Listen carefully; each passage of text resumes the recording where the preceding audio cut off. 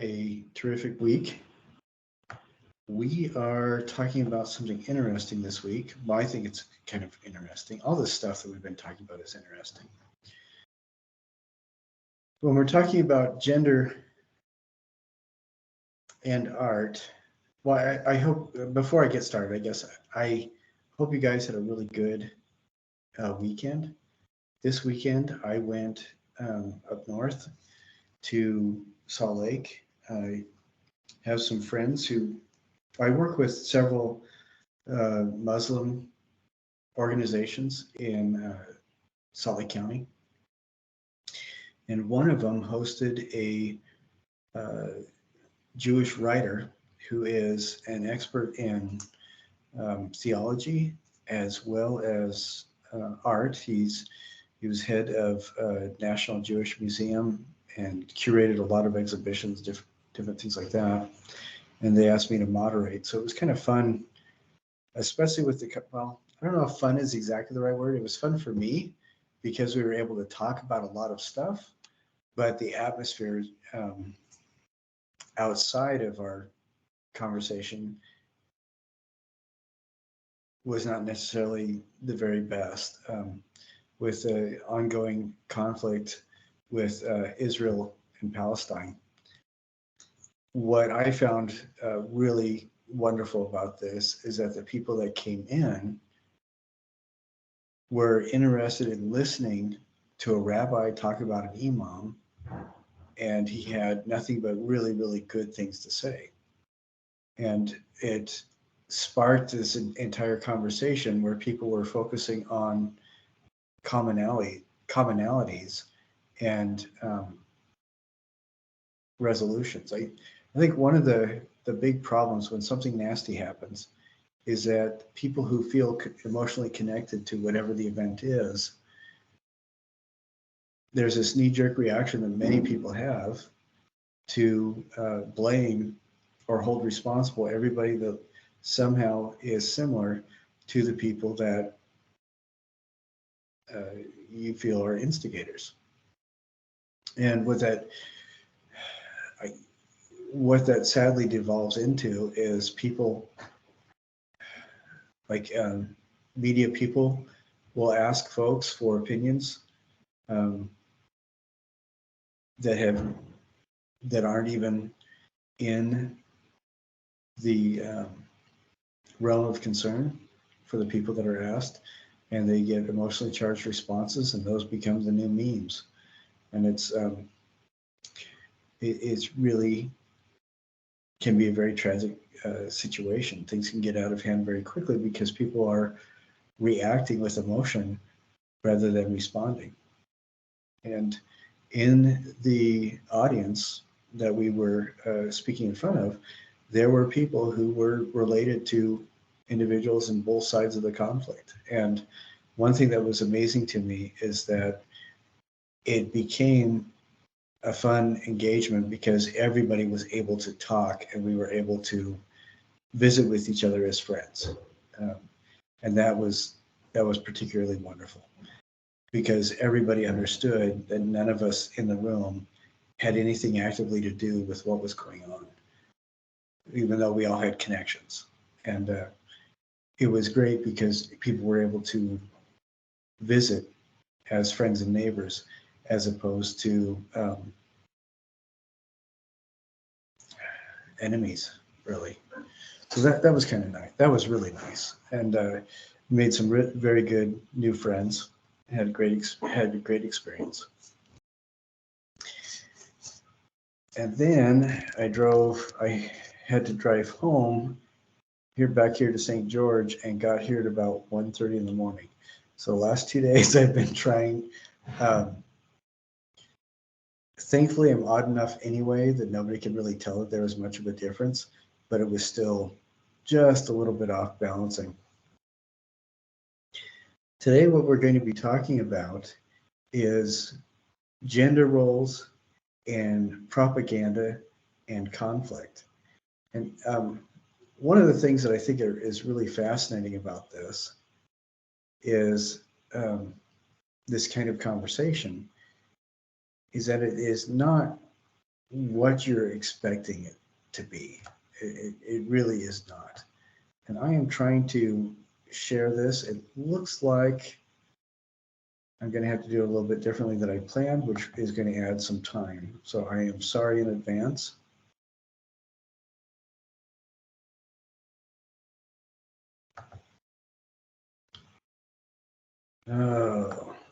I had set this all up so that we could get it taken care of, and it looks like it was not set up properly, and that is entirely my fault. What we're going to be talking about today is gender roles and propaganda, particularly revolving around conflict in the 20th century and up to today, up to and including today. The primary, and we're also going to be looking at artists and art from these time periods. Now, if I say conflict, you have a really good idea of the kinds of things we're going to be talking about, specifically World War I, World War II, Vietnam, or the Cold War, Vietnam, and then more contemporary things that have happened. One of the things that we see quite a bit around conflict is there seems to be like two or three things that go on. One is that people involved use or propaganda has a tendency to use groups of people as they simplify them as much as possible, and they use them to promote whatever the agenda is for the people that essentially are paying for the propaganda. And what that ends up meaning is if, for example, you want everybody at home to feel like the enemy, whoever that enemy is completely undeserving of any sort of human compassion or kindness, then you're going to be showing images. Oh, hey. Sorry, just a second. You're going to be showing images that involve like eating of babies, for example, and that is something that has happened historically quite a bit. Any country that has any sort of a publishing platform has a significant propaganda machine. And even countries that don't have publishing platforms like newspapers and stuff like that, in the Crusades, there were popular songs that were written and performed and designed to go essentially viral, you know, in that 800 to 1,000-year-old time, what viral meant at that moment. And these songs would talk about the terrible things that the unhuman enemies of the Crusaders were currently doing. And this is a pattern that's followed consistently by whatever the driving force is in the country.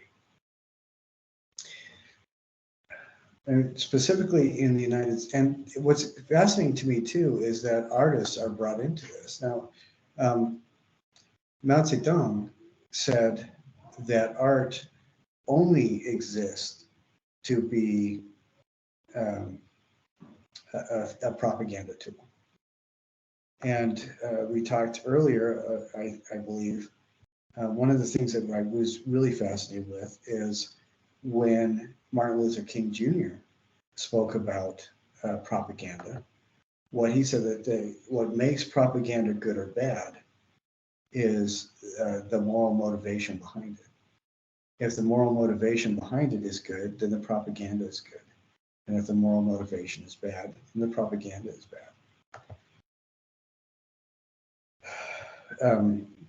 A lot of the times we see in World War I and World War II, and this is a model that I think continues, is propaganda is used as a tool to generate compassion, generate fervor against the enemy, whoever that enemy is, as well as change people's minds about what is acceptable and what's appropriate. So we're going to look at some things that you probably recognize and some other stuff that you may not. And there are several things that I think are rather interesting where we think we know the story behind something, and whatever that something is ends up being very different than the story we think we know. And so there's going to be things that you recognize, things that you don't recognize, and some really very interesting parallels.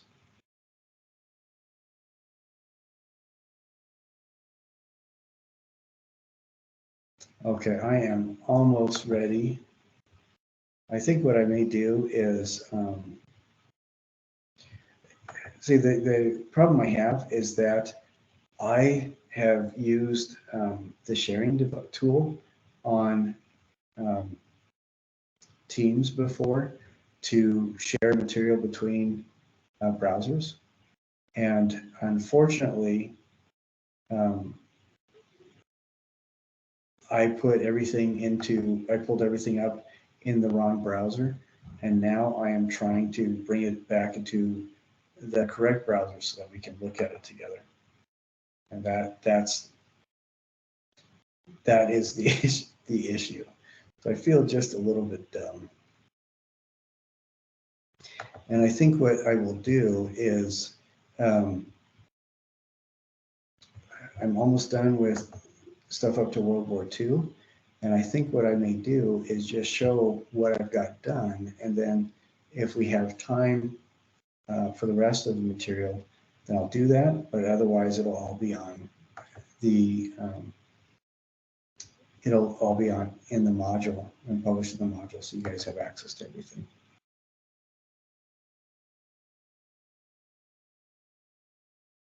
Okay, let's see. We're almost there. So like I said, there's basically 5 different things that we're going to be talking about. And those 5 different things are World War I, that's first, World War II, the Cold War, I'm sorry, not World War III, but after the Cold War, Vietnam, and then the conflicts that have been presented as being between the Muslim East and the Christian West. And I say that because there's a significant number of conflicts that have happened starting in the 90s that have brought two apparently opposite worldviews in conflict. And the reason I say that is we have been taught to believe here in the Americas that Muslims live in North Africa and the Middle East, and Christians live in Europe and the Americas. And when the reality is, as President Truman was a guest of honor at the dedication of the mosque in Washington, D.C. And there's even evidence of Muslims working with the founding fathers to generate the country that we're in. As well as when I was in Iran, found out that Special Forces troops were working with communities of Christians and Jews that were threatened by terrorists, and were getting them out of the area. That was one of the things the Iranian Special Forces did, and a lot of people don't realize that. And in North Africa, of course, you have one of the oldest enclaves of Christianity, the Ethiopian Christians, who have a Bible that's almost twice the size of Bible of the rest of the Christian world. So there's a lot of overlap. There's a lot of things going on that it just is dumbed down and overly simplified to the point where it's absurd in media. And I say media, I mean popular media. There are still honest, earnest journalists that do their job and do their job with integrity. But if you are looking for your principal news sources on like Instagram and Facebook, you're probably, I'd be willing to bet, there's a good chance you're not getting entirely non-biased or even truthful reporting. Circling back around to the point of the class, what we're talking about is specifically with all the propaganda around wartime activity, we are talking specifically about the roles of women and women artists. Now, the last couple of weeks, we've been exposed to the idea that many of our ancestors had a concept, a worldview that included gender expanding to 5 genders. And one of the things we've spoken about was that sex is the physical body that you're born with, and gender is how you perceive yourself within the context of your broader culture. Now, who you perceive yourself as. And I don't know if you remember, but several weeks ago, we looked at some photos and had a conversation about people complaining about, if this guy wears a dress on the cover of Vogue, he's destroying masculinity in America. And which is absolutely absurd, but everybody, is entitled to their opinions. I think it was Dirty Harry who said opinions are like armpits, everybody's got them. But,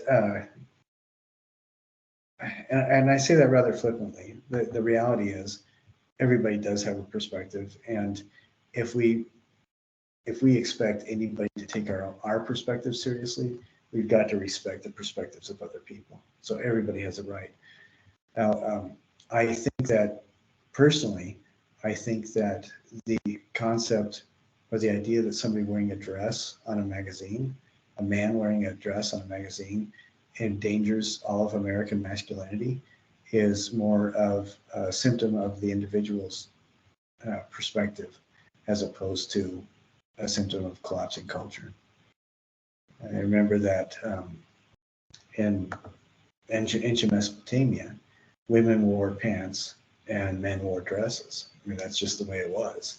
We looked at the standard of and saw that demonstrated pretty clearly, where the king, who was, this big burly macho man, had a feathered skirt. That's what he wore to, that's his fancy dress to go to dinner in. And so the idea that somehow gender and gender roles are immutable is more symptomatic of an individual's worldview than a cultural worldview. And, or, even pulling back even further, a scientific truth. There's, how can I say this? The idea somehow that gender roles are supported by science and natural law is something that is not consistent with scientific methodology on any level. But people's perceptions are so powerful that people are willing to live and die by the beliefs they hold, regardless of whether or not we think that those beliefs might be ridiculous or unfounded. So that's something that's really important to understand as well. And as we talk about these things too, keep in mind that a lot of the people that were alive at these times, and still alive today, they hold those perspectives so tightly that the job to reverse or change people's perspectives is almost insurmountably impossible. Almost insurmountably. And so the fact that propaganda artists were able to do it is astonishing. And it took entire countries behind it, the activity, in order to get that to happen. So I think that is pretty profound to me. Okay, I've rambled a bit and I am almost done with this. So that is great. I just have a couple more things. I hope I can get to it to talk about her, but one of the artists we're going to look at is somebody who fled Iran, and she is really one of my heroes. Whether or not you like her art does not really, it's not as important as recognizing the fact that she's endangering her life by making it. And I think, I don't understand or fully appreciate everything that she makes, but I do appreciate the fact that she is tough enough that she's going to make it anyway. And there's not a thing anybody can do about it. That's Wassily Kandinsky in his Spirituality and Art said that one of the roles of the artist is to be at the peak of the perspective of a society and function as a lookout and even a prophet of the society. And if you know anything about scriptural history in almost any religious tradition, the people that function as prophets a lot of the times don't have a really comfortable life. Okay, here we go. We are ready to start. I'm going to share a video with you, and I'm really hoping that this video works out well. Sometimes we have issues with copyright stuff because they won't allow us to play these videos on Teams meetings. So as we do this, if any of the videos are missing, let me know, and I'll make sure and put them in, but they will be in the module as well, ideally. So let's see. Here we go. And this kind of is a good opener for what we're going to be talking about.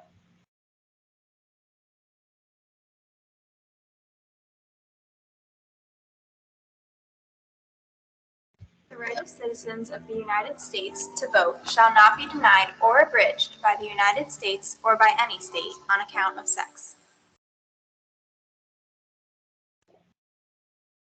The 1920s were one of the greatest eras of change for women, the right to vote being one of the most prominent accomplishments.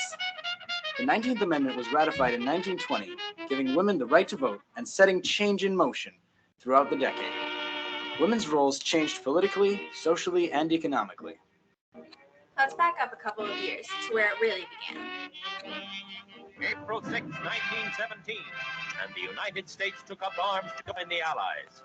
In the time of World War I, men were sent off to fight overseas.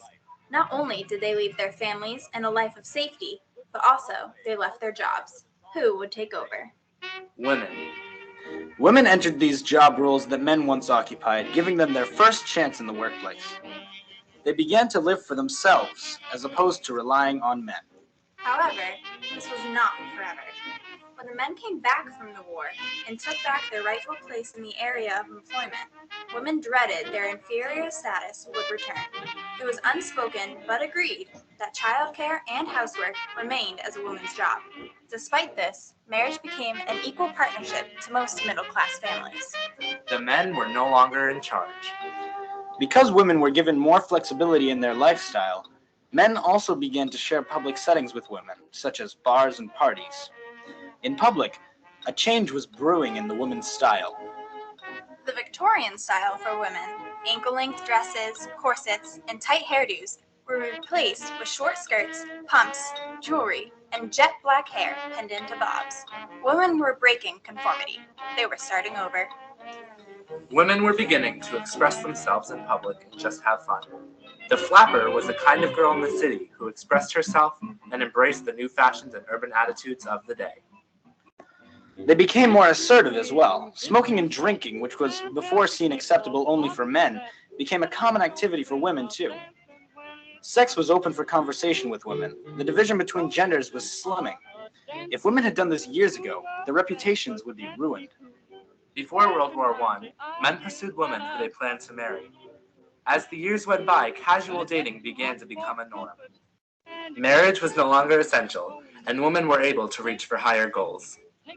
A double standard, which was a set of principles granting sexual freedom to men and refusing to for women, required women to have stricter standards of behavior over men.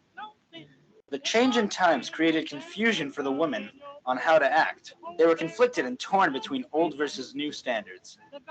In the work setting, women continued to seek paid employment. Women's professions became more prominent, such as teachers, nurses, and librarians. Clerical workers were in demand as well, such as typists, filing clerks, secretaries, stenographers, and office machine operators. Women broke old stereotypes by doing work once reserved for men, such as flying, driving taxis, and drilling oil wells. Wherever they worked, women earned less than men. Men argued that women's jobs were temporary and their real jobs were at home. However, the 19th Amendment disproved this. When women were granted the right to vote, their role in society changed. They went from being lower-class citizens to equals of men. The birth rate was slipping over the past years, but it quickly dropped in the 1920s. This was because of the rise of birth control. The same woman who opened the first birth control clinic in 1916, Margaret Sanger, founded the American Birth Control League in 1921. Women began to have their own freedom in the 1920s, and they could make decisions for themselves, and could even decide birth control for themselves. So, over the 1920s, the role of women changed drastically. Their style, their mind, and their behavior is what paved the way for modern women today. Women were thrown into jobs held by men when the men left. They prevailed in those jobs, and it led to their independent persona and the building of their expressionism. Stated in the text, education and entertainment reflected the conflict between traditional attitudes and modern ways of thinking. The role of women had changed. Okay, there's a little bit left to that, but I think you have a pretty good idea of what the perspective is. So there's, and this was starting in World War I, quite a bit of things changing. And this video is, we're probably not going to watch much of this. I think we watched quite a bit of that other one. This is a historian who is talking about the changing roles of women in World War I and how women were convinced, essentially, to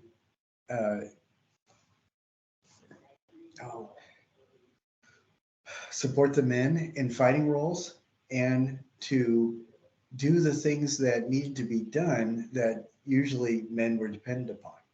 And so a lot of women signed up and did munition work. That's making explosives. They worked with steel. They worked with all sorts of stuff.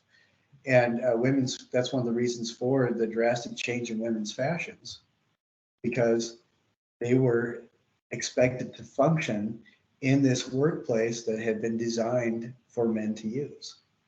And so here we see women in, I believe this is a coke plant. Coke is something that is necessary for the production of steel.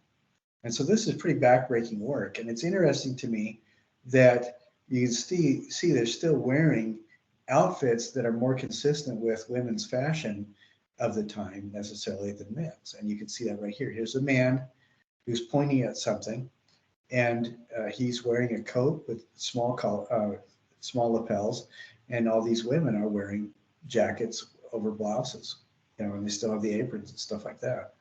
And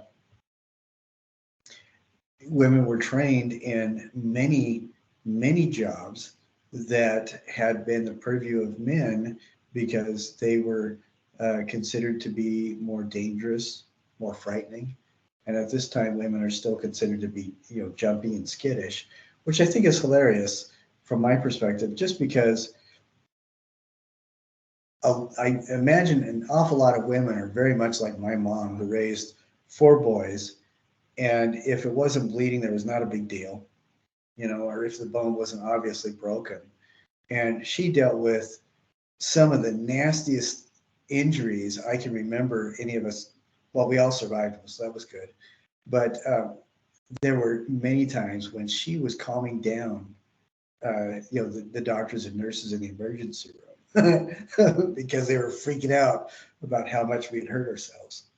Like I got a nail in my eye, my brother got his skin ripped off of his ankle in a bike wreck, and just and one of my brothers stabbed his foot with a gardening fork, you know. And so this fiction, this cultural fiction that women somehow are more squeamish and skittish than men, was something that was completely disproved with the workforce opportunities applied to women. And one of the troubles that the governments had in doing this was convincing the public that it was okay for women to do these frightening male-dominated jobs. So you can watch this video. And this shows some early artwork from World War I dealing with gender roles in World War I militarily revitalized workforce. And this is where we get women functioning as essentially non-combatant troops for the military. This was a campaign that the British did. Every fit woman can release a fit man. And I think this is Women's Army Auxiliary Corps is what that stands for. But the idea was that healthy women and strong women needed to come forward and release the man so that he could go and trade bullets with the enemy. And that meant women were in motor pools. World War I, if a plane needed to be delivered, a lot of the time a woman would be the pilot. And so women piloted planes, they were mechanics, all sorts of stuff like that in World War I, and then again in World War II.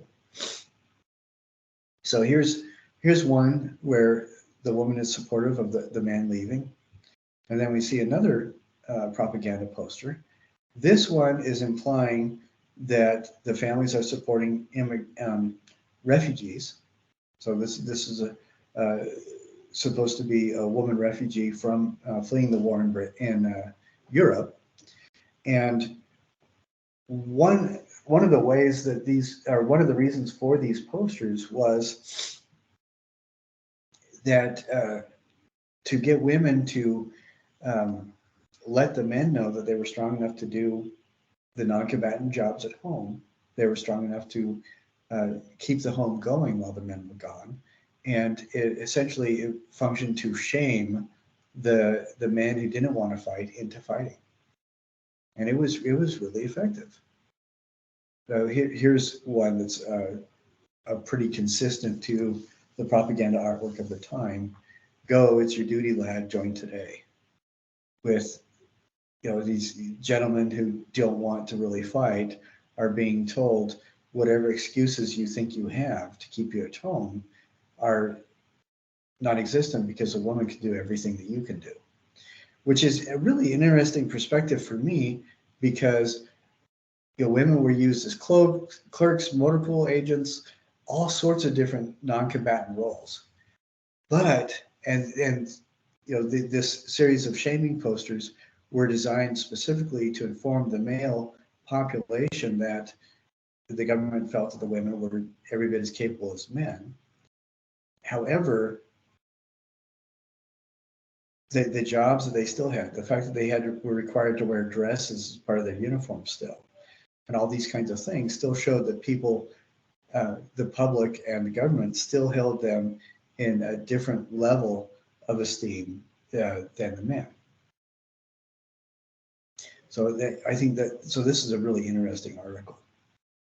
Women were still not allowed to be part of active combatant service in the combat units, but they did go to Europe, they did go to different fields of operation and function as clerical staff and support personnel to enable more men to go and take rifles. And there are some pretty harrowing stories of the incredibly brave and resilient women that were involved in this conflict.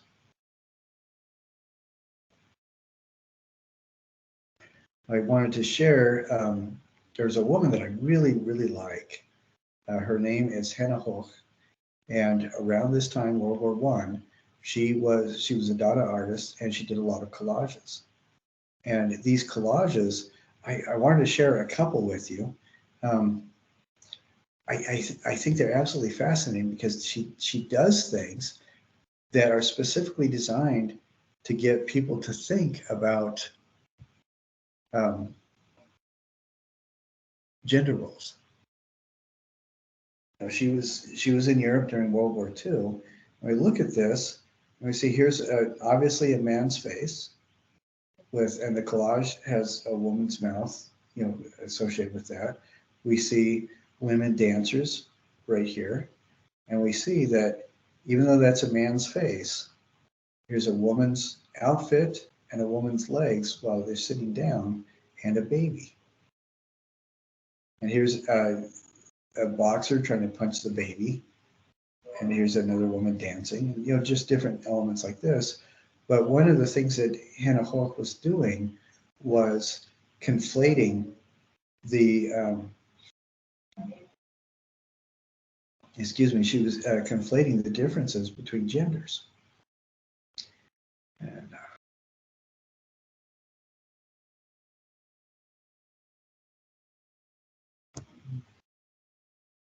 I'm trying to get back to what I was before, and I'm having a hard time. Let's see.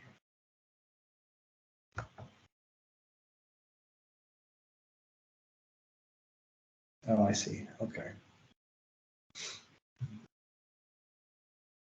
Sorry about that. I confused myself. And you can see this in a lot of her collages.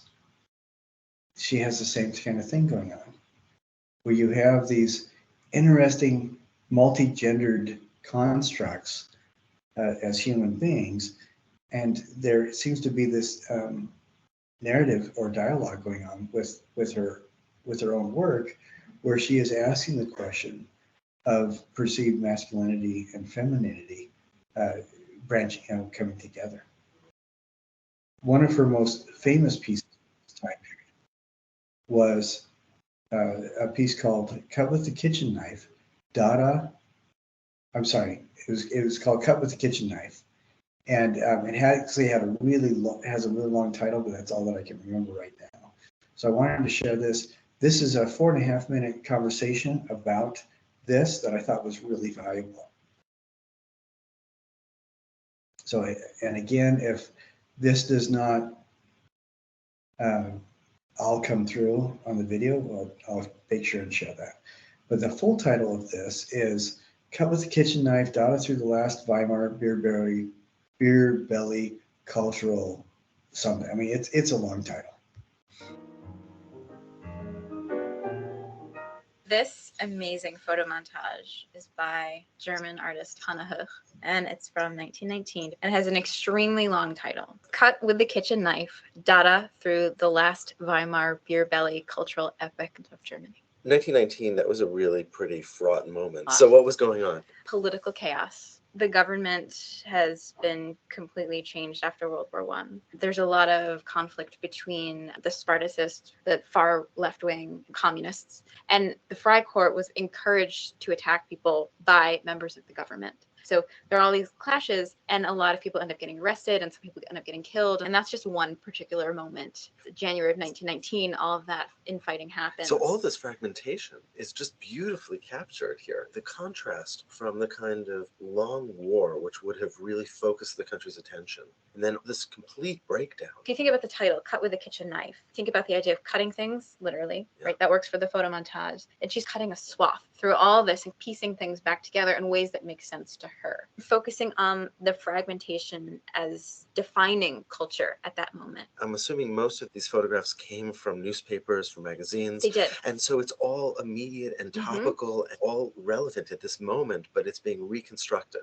But I love that it's a kitchen knife. She's very focused on the role of women artists. As a Dadaist, how was she treated? And she wasn't treated very well. I think one of the things she actually had a problem with is a lot of male Dadaists had grand ideas about changing cultural mores and views and gender equity, but then in their practice of that, they did nothing. There's a couple of ways that that is visualized here. If we look at the very central image, we actually see one of the foremost German expressionist artists, Katja Kollwitz. And the body underneath her is dancer Nidhi Impekoven. And if you look at the way that that forms a central point around which everything else rotates, and there is a sense of movement happening all at the same time. One thing I always think is really interesting is this tiny little head is actually Hannah Höch. Instead of putting her signature, she puts a little portrait of herself. And what it is it's actually pasted onto the corner of a map, which shows the countries in Europe that had women's voting rights at the time. So that's one of the ways that we know she was thinking about the role of women in society and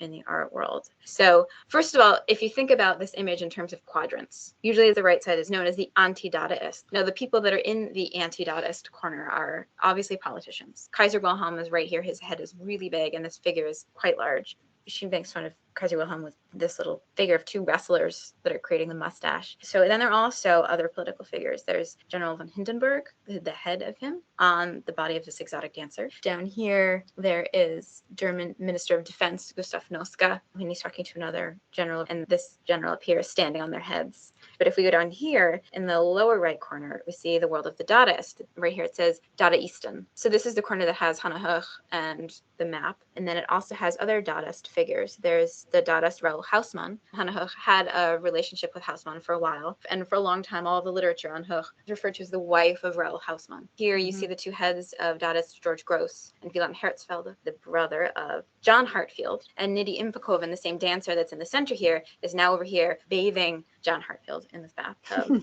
In here we have Lenin, and then there's another Dadaist, Johannes Bader. And then you see one of the Communist Party leaders, Karl Radek, and he was back and forth between Russia and Germany. So he's very involved with the Communist Party. Karl Marx. Then over here is the head of modern art critic and writer Theodor Daubler, and his head is on top of a baby's body. So really infantilizing all these people. And then they're all men. On the left side, they're forms of Dada. This is Dada propaganda. This is Einstein right here, actually. And he is saying a couple of different things. Right here, this little bit of text is in German, and it says, "Hey, young man, Dada is not an art trend. That it's not just something that's coming and going, and that it's actually something more meaningful." Now down here, there's a lot of scenes of mass gathering. So we see Karl Liebknecht, one of the German Communist Party leaders, along with Rosa Luxemburg, who were jailed, tortured, and then assassinated in January 19.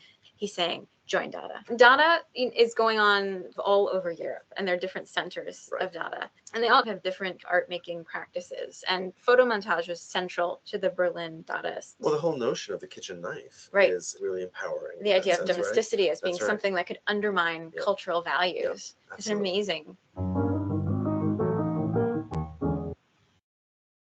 I'm going to share some other videos, but I think that that's probably going to be the last one that we watch, because there I have a lot of other stuff that I wanted to get through.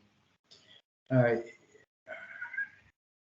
I love that Hannah Höch is talking about so many different kinds of things. As I don't know if how familiar you are with the Dadaist movement, but around the world, the time of World War I, there were a group of artists in Europe that were sick and tired of the gallery system, where they were told what to paint, when to paint, and what colors to use, essentially. And the Dadaists wanted to have people reorder their relationship with their understanding of art by making things more about the process, activity, and raw quality of material than the actual use and application of it in creating art objects. And so there would be Dada plays that would essentially be collections of nonsensical phrases and people doing nonsensical activities, because the symbolism was they are sharing the fact of activity. And Hannah Hoch was one of these who she created photo montages with other people's artwork, other people's things that she cut up and restructured to demonstrate the or to symbolize just the process of meaning. And then she also layered significant meaning into it as well. But by these apparently random pictures, are not random at all, but they symbolized the process of imagery. And a lot of Dadaism is like that. But they were doing that specifically to really frustrate the gallerists that were essentially trying to cripple the creativity of artists. And so that's something that's going on. And I love her work because she is very much a feminist. And she is very much a powerful woman, and she knows her stuff. I mean, she does, her material, her objects are not just propaganda. They aren't random at all, but there's layers of meaning between her titles and as well as the different objects and subjects within her work. Now, this video, I want you to watch. I'm not going to watch the whole thing, but I want you to get a glimpse of some of the things coming through it. This is, we're moving from World War I now towards World War II. And same kind of thing happened. This is about 20 years after World War I. Women have gone right back to where they were before World War I, which is they are the people that wear skirts and stay in the home. And in World War II, particularly in the US after Pearl Harbor, all these people were, men were needed to go and fight and trade bullets. And the same kind of thing was used in the propaganda. The women are being shown as capable and powerful in their own right, so that men do not have to feel guilty for going off to war. Women had access to newfangled machines to help their in-home chores be finished and accomplished faster. And in order to get more men in the battle arenas, women were enlisted and shown, as capable, functioning blue-collar labor. And like this picture is pretty telling, where the woman is in a work jumpsuit, and he's sitting down, he's kind of looking a little bit relaxed, and she is ready to go to work. And I think it's just interesting. At this time, every single branch of military service had a women's auxiliary in there, and they function as support staff for the men. And then you also have welders and riveters building things. They would wear their typical fashion at the time to work. Then they would get into their hard blue jumpsuits and they would go to work. This is where we get the famous Rosie the Riveter imagery. And propaganda like this, women need to work, we can do this. And it's interesting to me because, at this time, women have had the right to vote for about 20 years. And they were still, even though they had the right to vote, which put them legally, it was a legal fiction that they were on the same footing as men. Culturally, they still were not. And I think we can argue that that's still something that is lagging. But the U.S. propaganda machine hired these artists to generate imagery to tell everybody, to convince everybody that right now, at this moment, the federal government felt that women were just as capable, strong, powerful, and resilient as the men again. Even though they weren't for the last 20 years, now all of a sudden they were. And I love imagery like this, where the photographs were taken specifically of women working in the motor pool, constructing tanks, riveting airplanes, showing that they were every bit as capable. And the WAF, or Women's Air Force, they were the ones who they were not allowed to have or operate munitions in the planes. So they couldn't fire on anybody, but they were required their missions to go on missions where they would retrieve airplanes, move them around, deliver more airplanes on site to active battle combatant arenas. And the reason why this is a little bit scary is, if you're in Northern Europe, if your unit is in Northern Europe and several of your planes have been shot down, the fastest way to get planes to you is to have the WAF, the Women's Air Corps pilots, fly them from supplies. So they are flying through combat zones, and because of the rules of engagement at the time, they were not allowed to fire munitions. So you have these unarmed non-combatants flying airplanes that were targets for enemy fire. And so these, you have to be brave to fly in a war zone anyway, but these women were particularly brave because they were unharmed.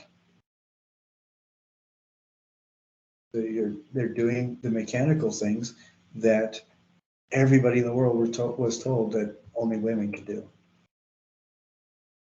Put bombs together, working on machinery, riveting, driving heavy machinery. And then also you have clerical pool. This is the support staff to relieve men so that they could go out and hold the rifles. Firefighters, everything that was stereotypical men's role was had significant women doing it during World War II.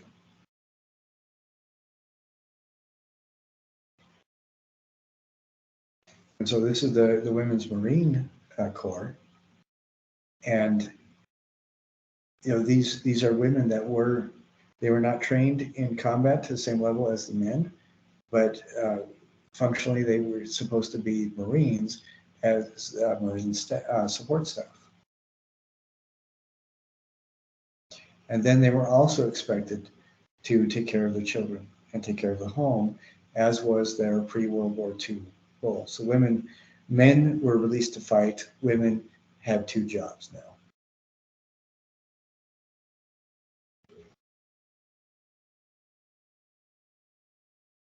And I think, like I said, I think it's fascinating. The job of the propaganda machine at this time, the US and its allies employed, was to convince everybody that even though women weren't strong enough before World War II, now all of a sudden they were.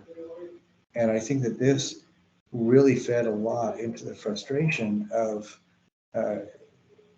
women's rights movements after World War II was over, because it was expected that, now women were used to the workplace and they could have jobs too, but they weren't paid enough as much as men because they were considered almost universally as temporary employees, because their true role was to be in the home.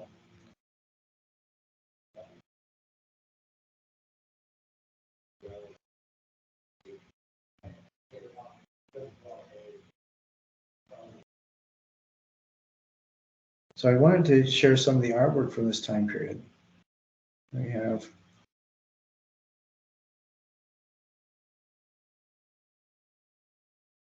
the Hidden Army was a reference to the women's workers supporting the men's military. So they were expected to be mothers and raise their kids, as well as be riveters and work.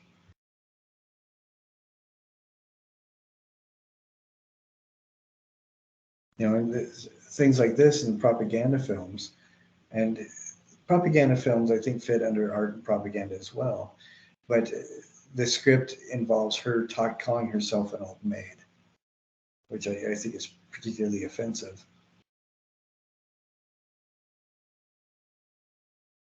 And here's an educated woman, a rarity still, sadly that she's a college student.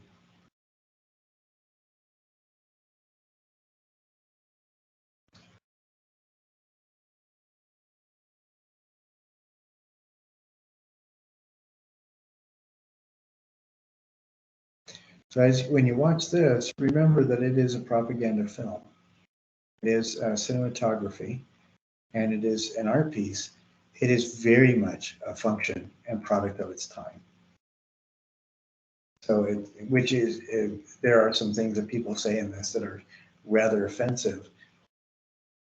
But again, at the time, it wasn't considered offensive. And this is one of the things that we need to be aware of, looking at stuff from other times, other cultures, other periods in our own culture, is that it is very rare for people to recognize that there is an environment within which they live. Most of it is just live. We aren't aware. It's like a fish is never aware of the water it swims in. I mean, it's just a fish. And so it is problematic, to say the least, if we want to evaluate or judge somebody else's work or attitude or perspective by the standards we have today. So as you look, just remember that as you watch, this movie. But I think this is an excellent example of women in propaganda at the time.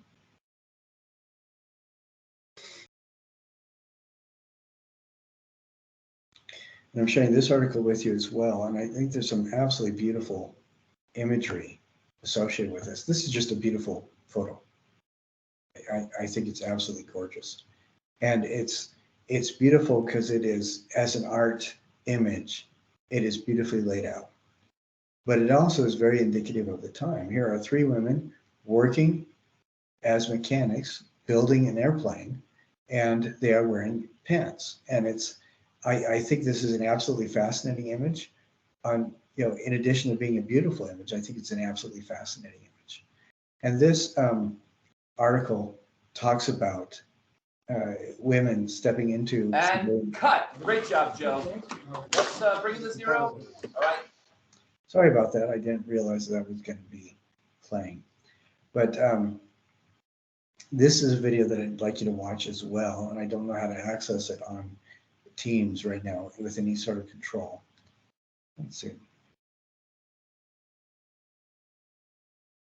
Okay.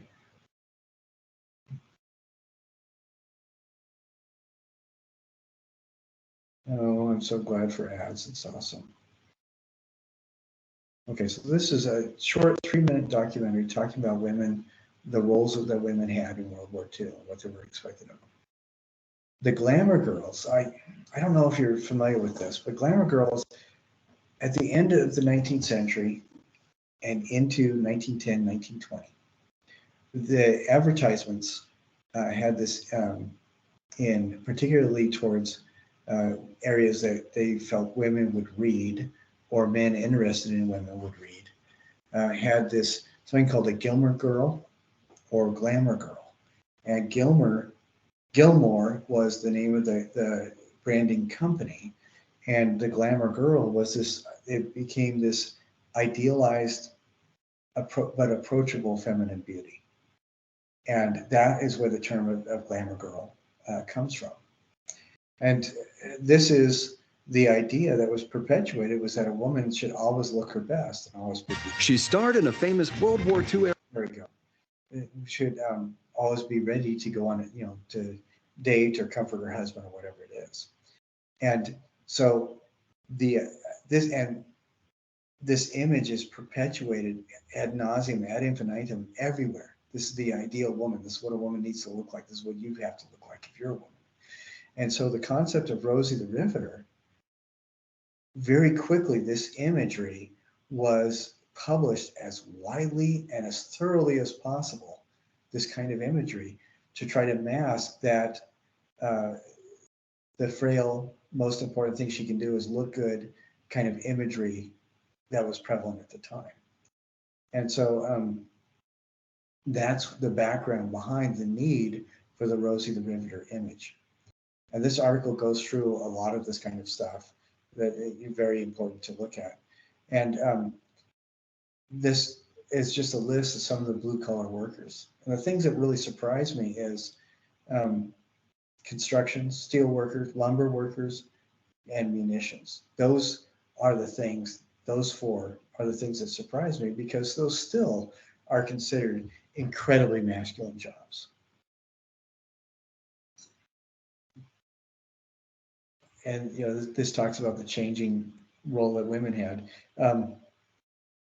Women were put more and more in harm's way during World War II than they have been in the First World War. First World War, women's almost the entire purpose of the woman was to free up a man for fighting. And in World War II, nurses were given officer status, and nurses and other medical personnel that were women, and they were put into field hospitals, in hospitals in active combat zones. And so there were a lot of really pretty scary stuff that was going on from the perspective that women had this, they needed to be protected. They couldn't be trusted to do anything that required strength or gendered masculinity. And this is a second article that talks about more like of that too, that I thought was really good. So both of these are good. But the main reason I wanted this article is because of this image of the Rosie the Riveter idea. And Rosie was her name. The actual name of the poster is "We Can Do It." And this is just brilliant World War II era propaganda, where you have the glamour girl style features with the delicate eyebrows, the beautiful eyelashes, and the perfect lips and nose. And then she is showing her bicep, showing, rolling up her sleeves, getting ready to work, showing that she can do it. And this was specifically designed to combat that perspective of the woman being the always expected to look beautiful kind of person whose primary function was decorative. Now, I also wanted to share this. Let's see. I think, did we already do this?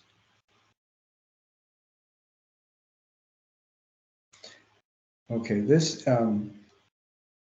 is something, this was another video that I wanted you to watch that talks about the different iterations of Rosie the Riveter. Because as you can see, they would show women in many different roles.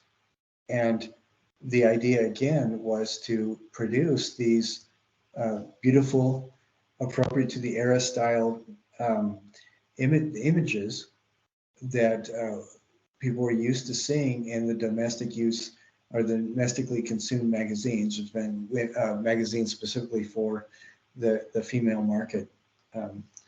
And it was really interesting how so much of this was done to force a change in the public perception of what a woman was capable of and what could be expected of her.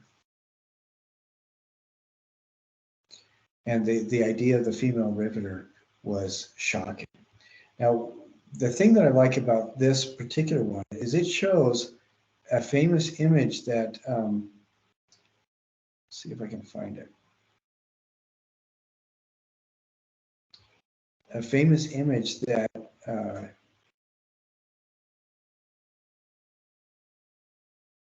Norman Rockwell painted of the Rosie the Riveter persona. And that's this image. This is Norman Rockwell's painting of the time. And so this particular video, it's only 2.5 minutes long, but it talks about the generation of that image and why it was so important.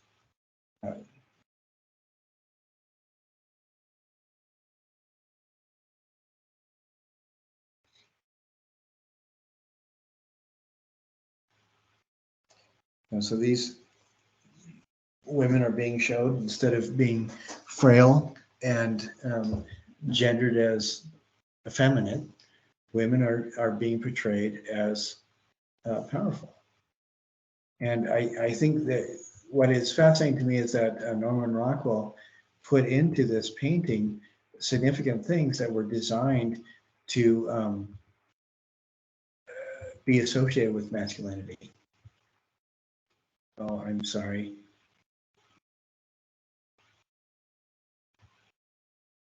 So I think that's absolutely amazing.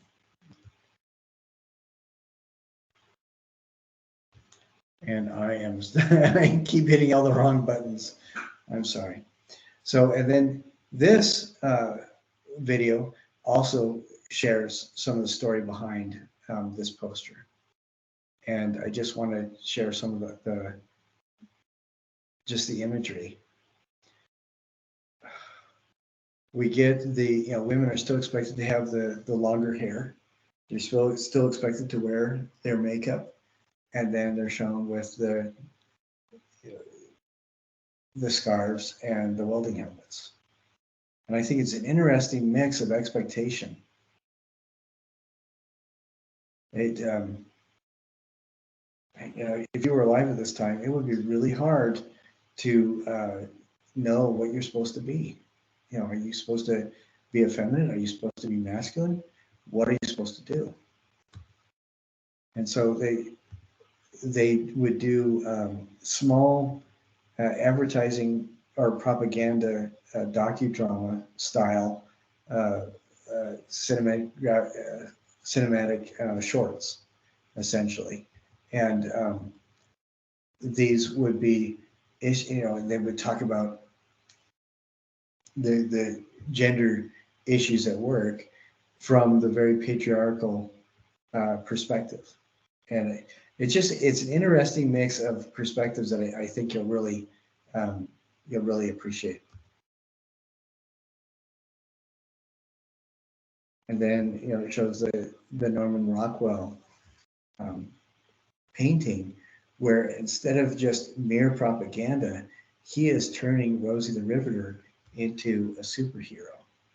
And this image that I've shared really briefly, that I want to share again, he used the setup of the prophet Isaiah from the Sistine Chapel. It's the exact individual, and he updated it, and he used. This is a very masculine figure, a very powerful figure, and Norman Rockwell just transposed the body and form into an updated version of the Rosie the Riveter poster. And I really like what he did. Now, of course, after World War II, the women had to go back into the home workforce. And like I said, they were not respected to the point that they could receive equal pay. And the reason was it was assumed that their work outside of the home was temporary, because all women existed, regardless of the welding they did, the riveting they did during World War II, all women existed to support and sustain, and create the family. So I think there's a really nice, beautiful example of artwork. Now, you probably know of Lee Krasner, the wife of Jackson Pollock, and her work comes after World War II, and she's dealing with the consequences of just the very personal consequences of being forced back home, essentially being forced out of the male realm again. And I love her work. And then this video is something that I want you to watch. It's Lee Krasner speaks about her own work, but she was a powerful artist that was really astonishing, and then almost entirely disregarded because of the success of her husband.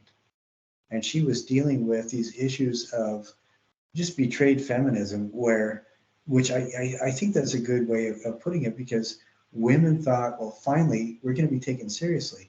But as soon as World War II ended and people started coming home, there were mass firings of women, and the men who were less qualified were hired because it was supposed to be men's jobs, and things went back to normal. But I think that there's a certain level of frustration that comes out in women dealing with these kinds of issues who were creators, and just in ordinary life. I mean, it'd be hard. I would be hard pressed to believe that this was not something that affected all if not at the very least, most of the women in World War II, and in the United States and elsewhere at this time period.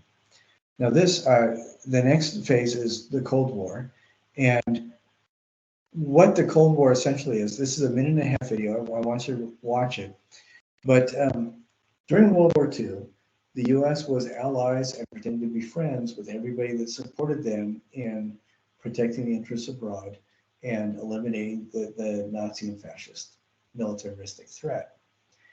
After that, the Soviets wanted the world to be communist, and the Americans felt threatened by that. America and the Allies felt threatened by that. So even though they were allies during World War II, after World War II, they were no longer allies. And these worldviews, the people that were part of the world, participated within the worldviews, felt that they were diametrically opposed to each other. The Soviets were all about portrayal of complete equality, and that shows in their propaganda and artwork at the time. And the Allies were all about justifying their perspective with natural order. That's where we get phrases like the American way of life and stuff like this. So at this time, even though women were involved in the military, and we're talking Cold War is post-World War II all the way up until 1988 to 1990, right around there. And it's probably still going on in some areas. But even though the U.S. was not actively engaged in a world war, there were constant conflicts that were reported essentially under the radar to resist the militaristic expansion of the Soviet nation states. And that's where we get the division of East and West Europe, all this kind of stuff, all that fed into the Cold War. So this is also where we get the idea of promised war or threatened war, where people would produce countries would produce warheads and weaponry that was so devastating it should never be used, and it was used as a deterrent. This is where the idea of stockpiling weapons and stuff comes into play, and very quickly after World War II, the idea arose of mutually assured destruction. So the U.S. and Russia, or the USSR, did not engage in open worldwide conflict because of that fear of mutually assured destruction.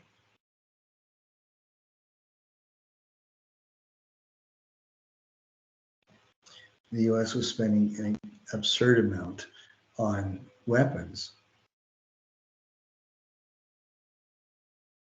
and so was the USSR.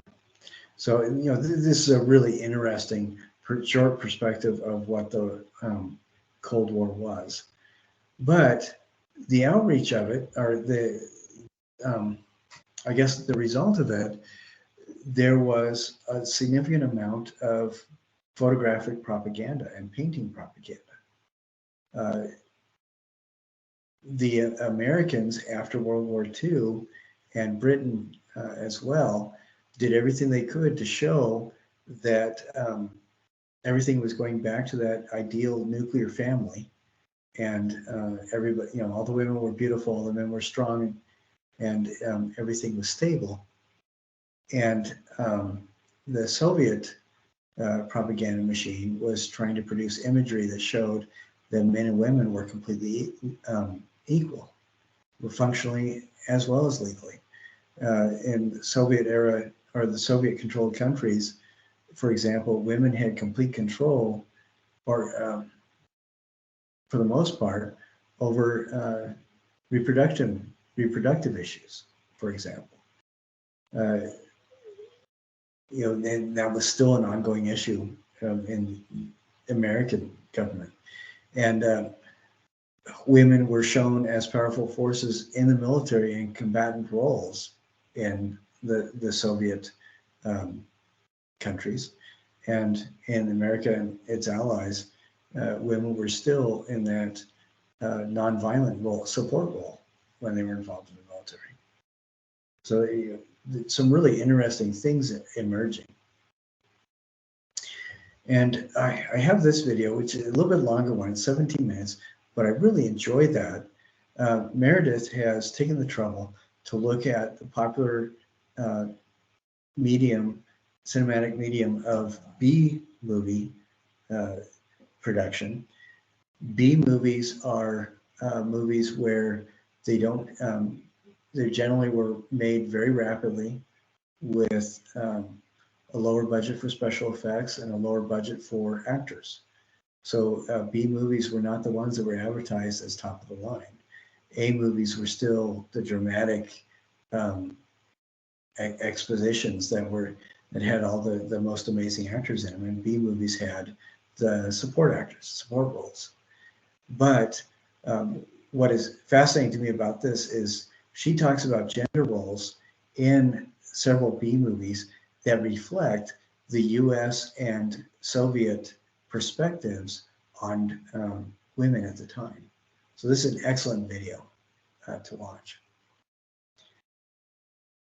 Now, during this time as well, before his death, Jackson Pollock dealt with these kinds of frustrations. The argument can be made that a lot of the energy in his paintings, which are based on Navajo sand paintings and Chinese, I think it's Han era or Zhongzhou era ink blot paintings.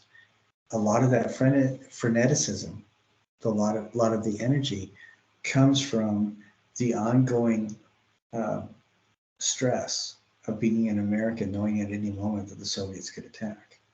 That was a perspective shared with the American people. So this constant threat of imminent ultimate destruction.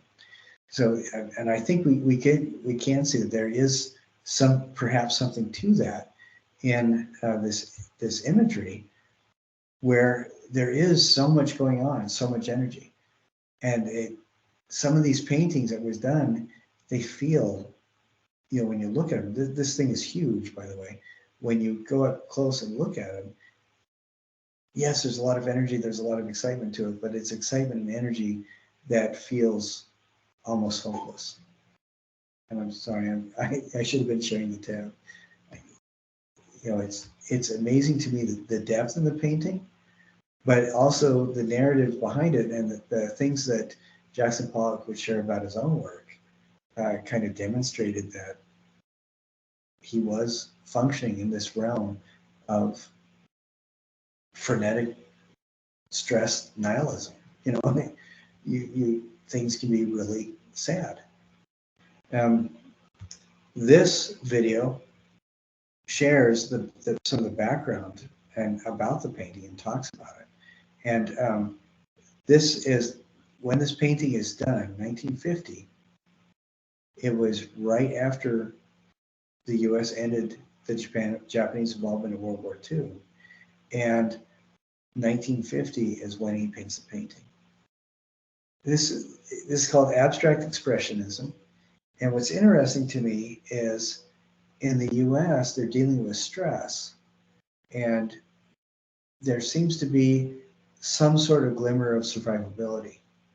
But the Germans, who were abstract expressionists, dealt a lot more, so heavily with the angst and anxiety that a lot of them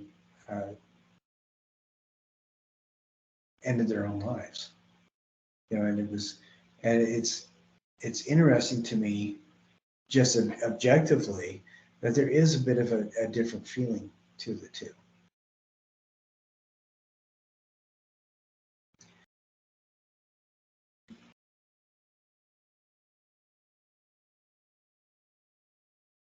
So make sure that you watch this. I think it's really fascinating. His wife, Lee Krasner, was dealing with these kind of stresses as well as dealing with her own frustrations that women were not allowed to remain in that same kind of role that they had in World War II.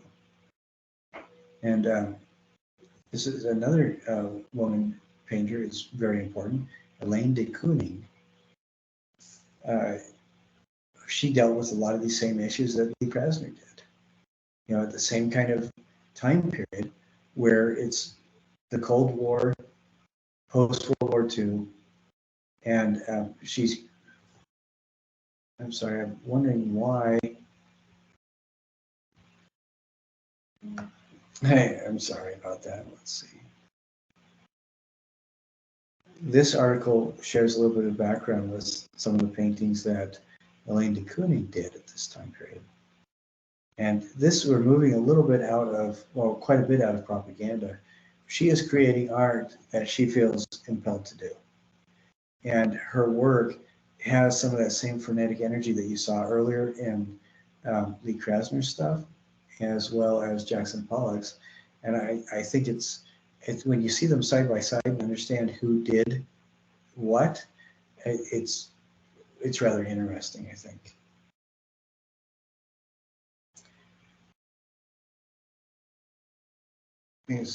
So where Lee Krasner did a lot of things that were a lot more non-objective, Elaine de Kooning, you can recognize that there are figures, shapes, and animals that are accessible in her paintings.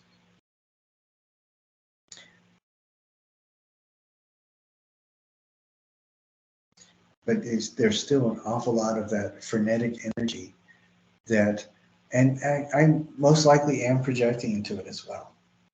What I see, though, this frenetic energy is not necessarily happy energy. Let's see, with the purple piece here and Bacchus, and even the calm and sedate portraits, the background has a lot of energy, and the clothing has energy. With this, the only thing that's relatively calm is this area right through here in the shirt. Everything else almost disappears into this frenetic energy. And it's interesting that this, right after World War II, things are calm and sedate. And then we look as things go on, the calm and sedateness is leaving. So get here in 1978. This is 30 years after the World War II, and it's almost unrecognizable. And there's so much going on. I think that's fascinating.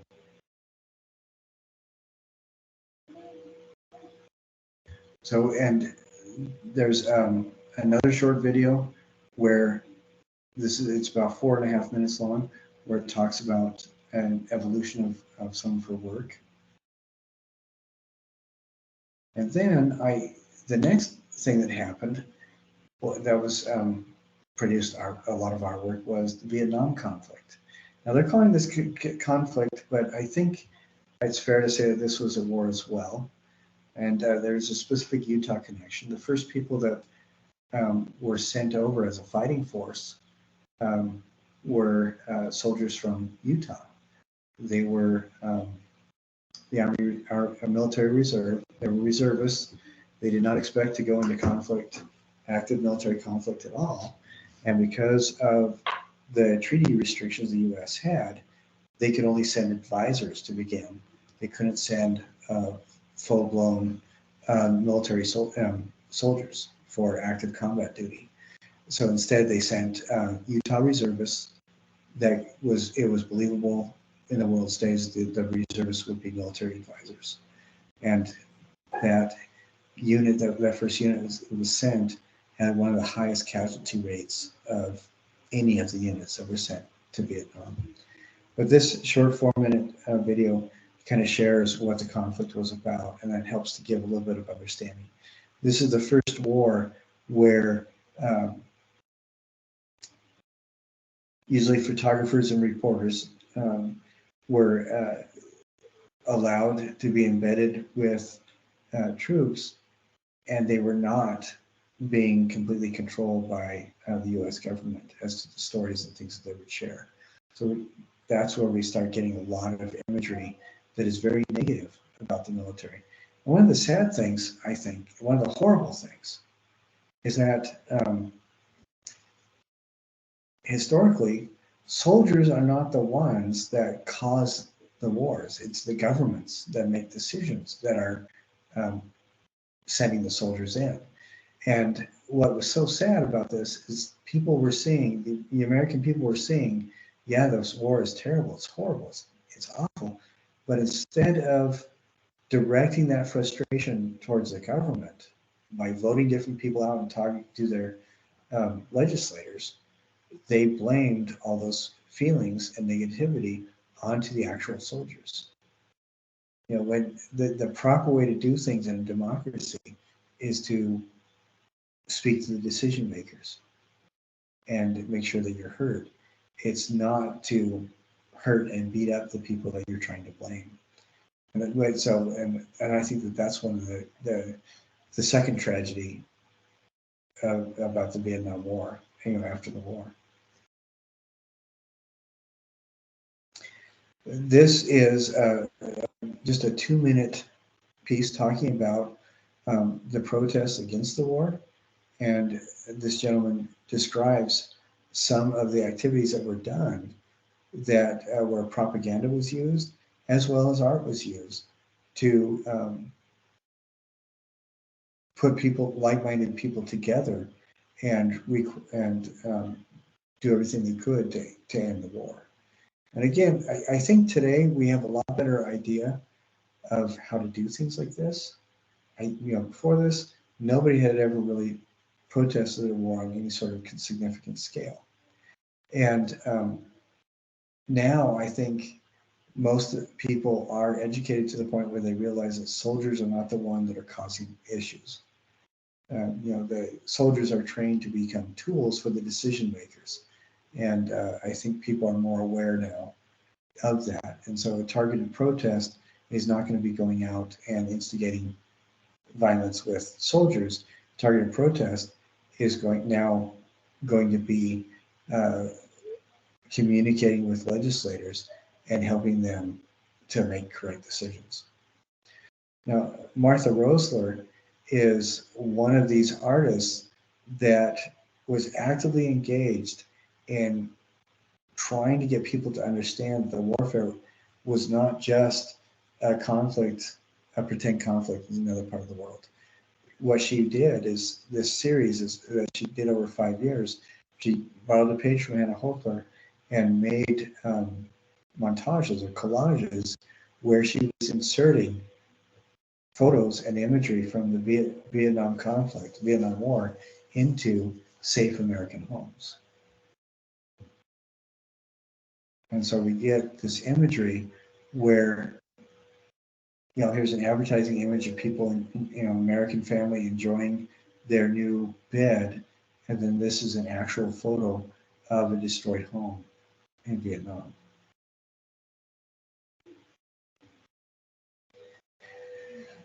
And I really appreciate these because, like here we have two Marines checking for explosives in somebody's kitchen.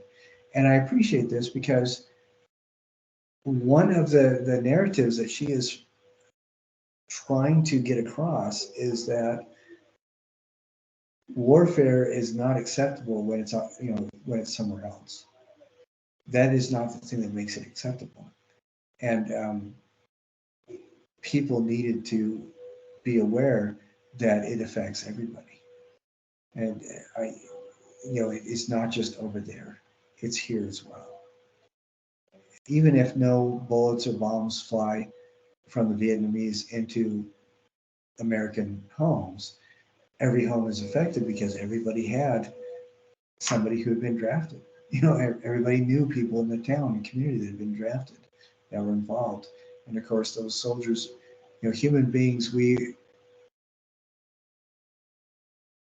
have existed as one of the most powerful successes of primate evolution for so long because we know how to survive by working together. And military training forces young people who evolutionarily are designed to get along to apply violence to situations. And that can affect families as well. And this is one of the reasons why I really appreciate Martha Rosler's art, because she is actively engaged in helping people to see that it's not just their problem, it's everybody's issue.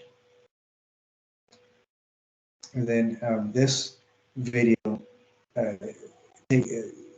talks about some of her work specifically as well, and showing some of the things that she was making and doing as part of this ongoing project.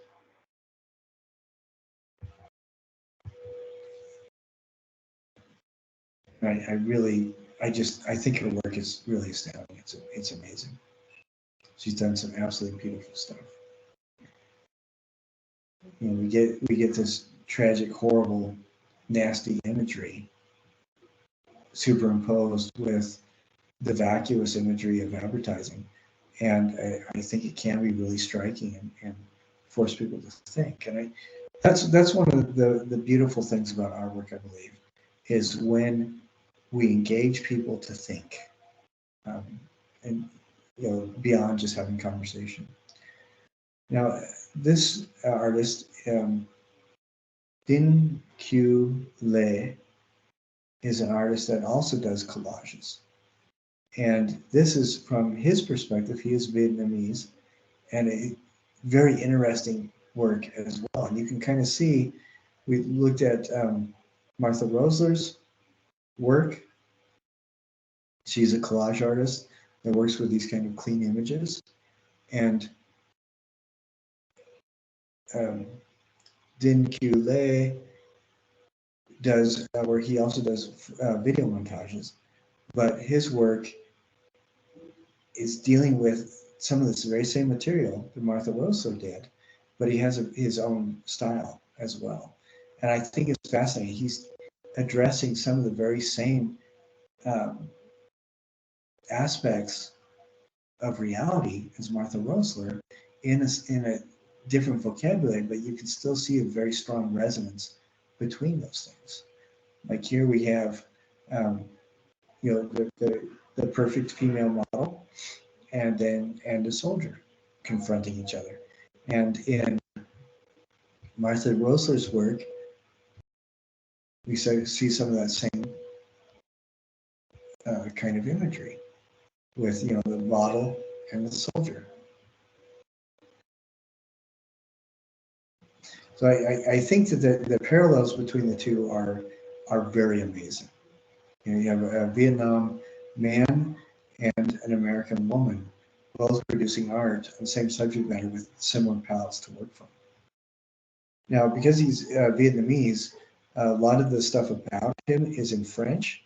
So I would, when you watch this short video, this is about one of his exhibits of stuff that he did. When you watch this video, I believe this is almost entirely in French, and if you can get it translated, that's great. But just look at the imagery, and I think you'll be pretty amazed.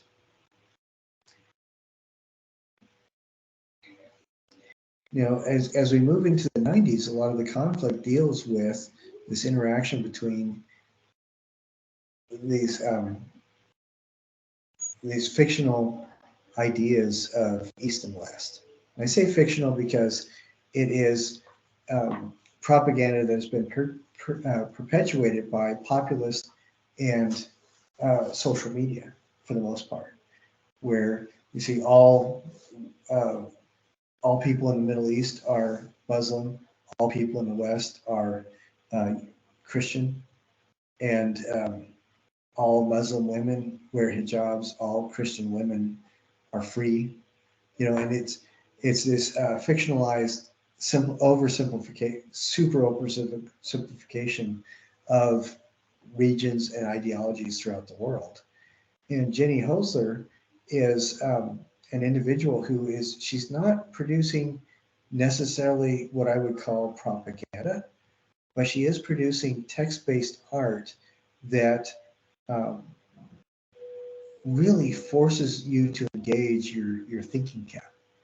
And she'll use portions from descriptive stories. She will use phrases that, and it reminds me an awful lot of Barbara Kruger, who is another individual who does similar thing. Barbara Kruger was editor-in-chief of Vogue magazine, And she does a lot of magazine style layouts with text and imagery that confronts people's perspectives about perceived and expected beauty. And what Jenny Holzer does is directly confront these ideas about violence in international conflict situations. And so they're doing similar kinds of things, but they're skewing in different ways. And I think it's absolutely fascinating what she does addressing these perspectives of conflicts like Desert Storm and Desert Shield, for example, things like that.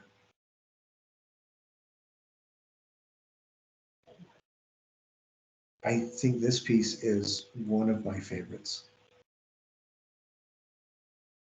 The people you love become ghosts inside of you, and like this, you keep them alive.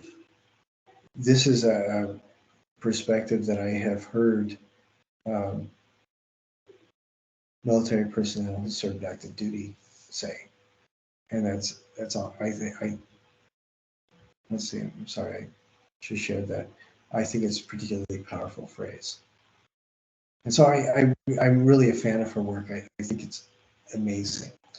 Now, I don't know if we could say that it's particularly feminist, but well, no, I'm not going to say that. It is feminist, but I don't know if we can particularly say that it's feminine, other than she is using a similar vocabulary to Barbara Kruger and addressing this idea of the magazine layout as her format. And I think it's absolutely fascinating. And art by women does not have to be feminine. That's not what I mean at all. But I don't know if we can qualify this as gendered art outside of the gender of the individual who's creating it. And that's something that would be a really interesting conversation to have.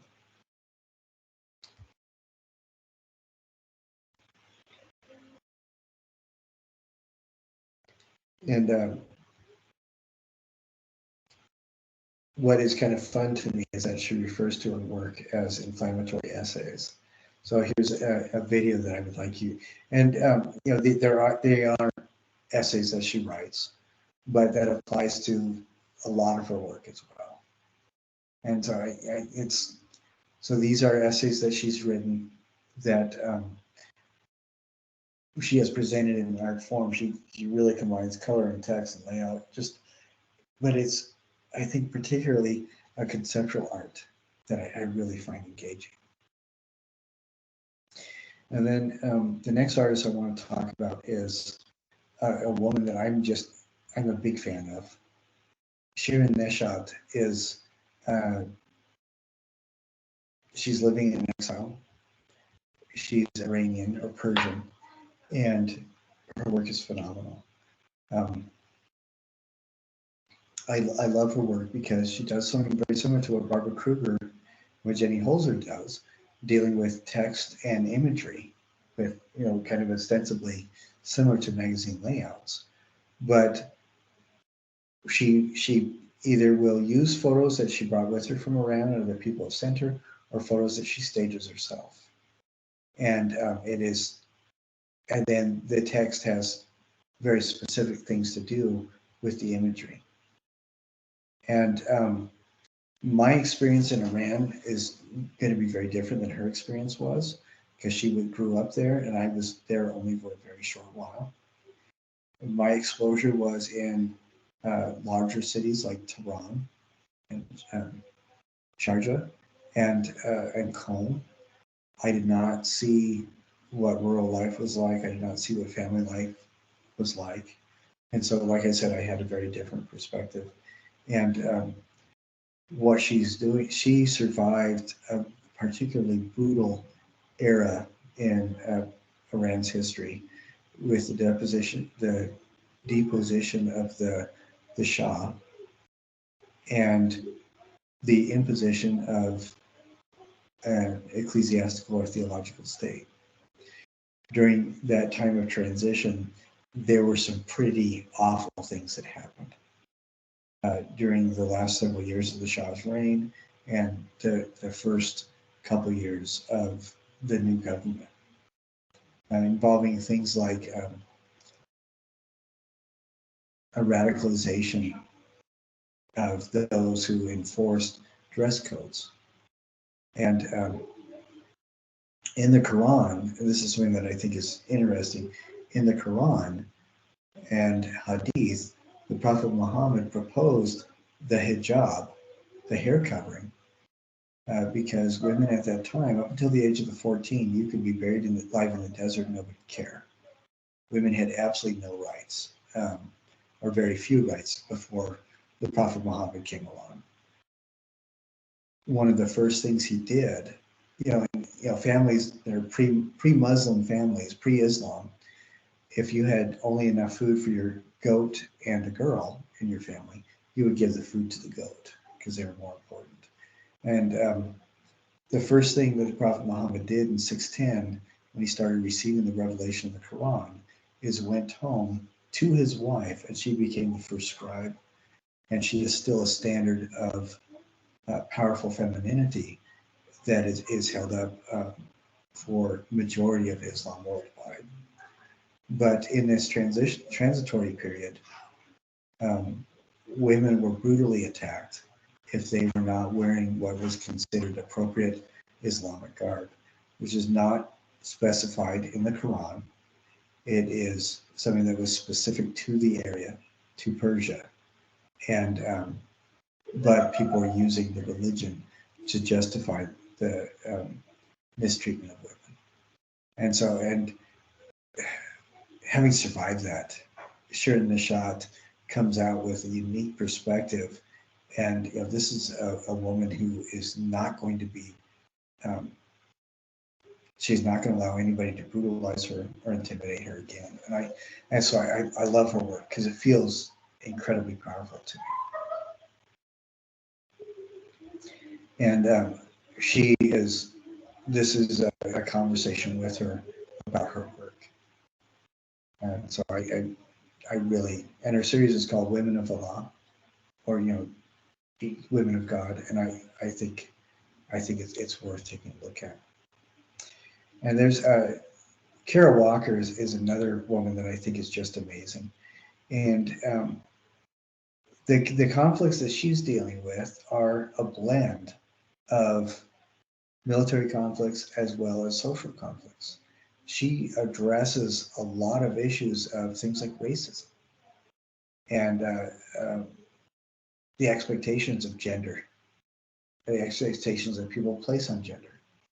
And her Marvelous Sugar Baby is this huge sculpture that is designed to look kind of like an Egyptian Sphinx, but it brings into account, or brings into play, a lot of different perspectives on gendered stereotypes, as well as racial stereotypes.